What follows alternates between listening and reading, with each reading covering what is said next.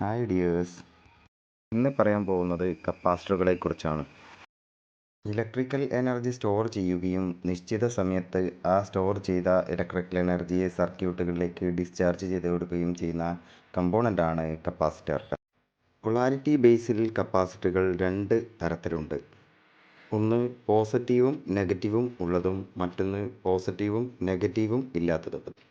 പോസിറ്റീവും നെഗറ്റീവും ഉള്ളതിനെ പോളാർ കപ്പാസിറ്റർ എന്നും പോസിറ്റീവും നെഗറ്റീവും ഇല്ലാത്തതിനെ നോൺ പോളാർ കപ്പാസിറ്റർ എന്നും പറയുന്നു.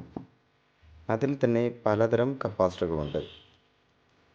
Tantalum capacitor, electrolytic capacitor, polycarbonate capacitor, polyester capacitor, ceramic capacitor, അങ്ങനെ പലതരം. റെസിസ്റ്ററിൽ പറഞ്ഞതുപോലെ കപ്പാസിറ്ററുകളും SMD കമ്പോണന്റുകളായി വരുന്നുണ്ട്. SMD കപ്പാസിറ്ററുകൾ മനസ്സിലാക്കാനുള്ള എളുപ്പവഴി എന്ന് പറയുന്നത് അതിൻ്റെ നിറവും രൂപവും നോക്കിയിട്ട് തന്നെയാണ്.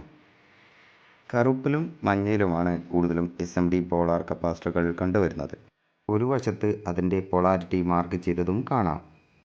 ആ ഭാഗമാണ് അതിൻ്റെ പോസിറ്റീവ് ലെഗ്. നോൺ പോളാർ കപ്പാസിറ്ററുകളാവട്ടെ കോഫി കളറിലും ഗ്രേ കളറിലും വൈറ്റ് കളറിലുമാണ് കൂടുതലായും കണ്ടുവരുന്നത്.